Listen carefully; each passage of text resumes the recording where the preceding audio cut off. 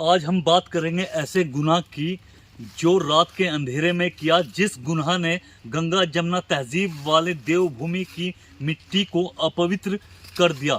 जो पूरा मामला है वो 25 अगस्त की वो खौफनाक रात का है, जहां पर वसीम उर्फ मोनू अपनी बहन के यहाँ से जिम बंद करने के बाद जाता है, जहां पर कुछ गो स्क्वाड की टीम और उनके साथ कुछ गुंडों ने उसे दौड़ाया और दौड़ा कर वो जान बचाने के लिए वसीम उर्फ मोनू तालाब में कूद गया, या उसे पहले पीटा गया और फिर पीटने के बाद उसे तालाब में डाल दिया गया, जिसकी चीखें आप तस्वीरों पर स्क्रीन जो है उसमें साफ तौर पर देख सकते हैं।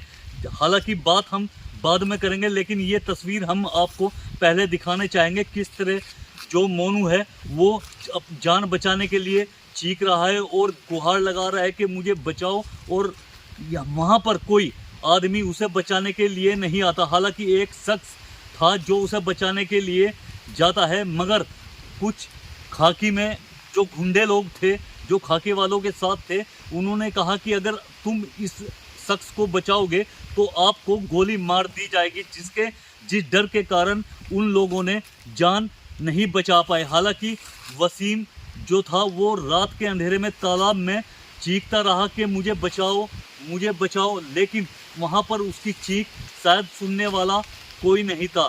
हालांकि खाकी पर आरोप लगाया है कि उन्होंने एक माँ के लाल को छीन लिया गया। हालांकि वसीम के बारे में हम कुछ बात करेंगे।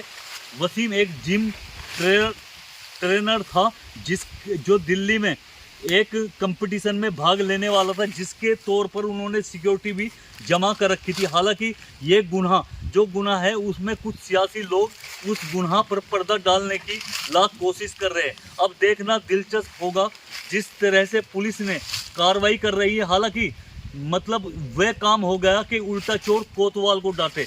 यहाँ पर जो मुकदमा होना चाहिए था वो पुलिस वालों के खिलाफ होना चाहिए था, या उस शख्स के खिलाफ होना चाहिए था जिसमें ये बताया जा रहा था कि प्रवीण नाम का शख्स था, उस जो गुनाह उसने किया है उसे उसकी सज़ा मिलनी चाहिए। हम दिखाएंगे कि स्क्रीन पर कैसे तालाब में वसीम उर्फ मोनू चिल्ला रहा है कि मुझे बचाओ, लेकिन वहाँ पर उसकी आवाज़ सुनने वाला शायद कोई नहीं था। ओ भाई ये बड़ा मान तो उसकी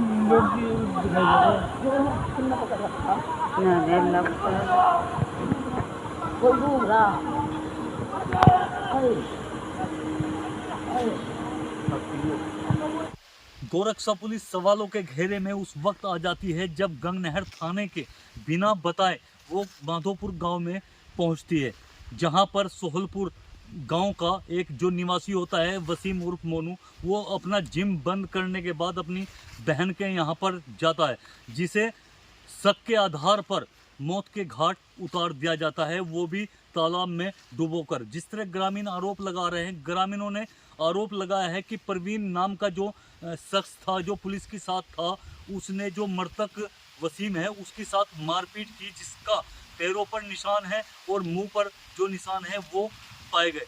हालांकि सवाल इस बात का है, क्या खाकी इतनी कमजोर है जो दूसरे शख्स को ले जाकर दूसरे युवक के साथ मारपीट करती है। हालांकि सबसे बड़ा सवाल ये भी है कि मोनू उर्फ वसीम कोई गो तस्कर नहीं था, वो एक जिम स्वामी था जो नन्हेड़े गांव में अपना जिम चलाता था, जो बॉडी बिल्डर की ट्रेनिंग के लिए दिल्ली तैयारी कर रहा था, जिन्होंने अपनी फीस भी वहां पर जमा की गई थी। अब सवाल इस बात का है, जिस तरह की आरोप लगा रहे हैं पुलिस, जिस तरह आरोप लगा रही है कि सरकारी कार्य में बाधा डाली गई, ग्रामीणों ने वहां पर कोई हंगामा किसी तरीके का नहीं किया।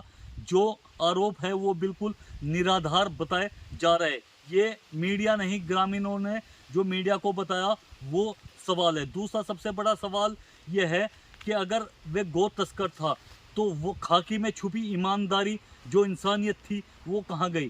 किसी को मारना कोई हल नहीं है, किसी माँ से उसका बेटा, भाई से उसका बहन छीनना कोई इंसानियत का धर्म नहीं है। हालांकि इस मामले में सियासी जो लोग थे उन्होंने कहीं ना कहीं तूल पकड़ लिया, और सियासी जो तंज है वो कस्ते साफ नज़र आ रहे हैं। अब सवाल इस बात का है, क्या वसीम उर्फ मोनू को इंसाफ मिल पाएगा, या कहीं ना कहीं उन पर प्रेशर बांधकर उनके ऊपर कहीं ना कहीं मुकदमा किया जाएगा, जो एक बहुत बड़ा सवाल है। हालांकि जो हरिद्वार है वो गंगा जमुना की तहजीब माना जाता है, जहां पर हमेशा से यहाँ पर भाईचारे के रूप में रहे, लेकिन कुछ दलों के नफरती जो बयान हैं उनकी वजह से कहीं ना कहीं भाईचारा ख़त्म होता जा रहा है, जो कि सोचने का एक गंभीर विषय है। आखिर हिंदुस्तान में सभी तरीके के फूल खिलते हैं, लेकिन कुछ दलों की वजह से ये फूल अलग अलग बगीचों में खिलना शुरू हो गए, जो कहीं ना कहीं नुकसान का एक संदेश, एक पैगाम है। अपना कैमरा पर्सन के साथ मेरा अकरम भगवानपुर।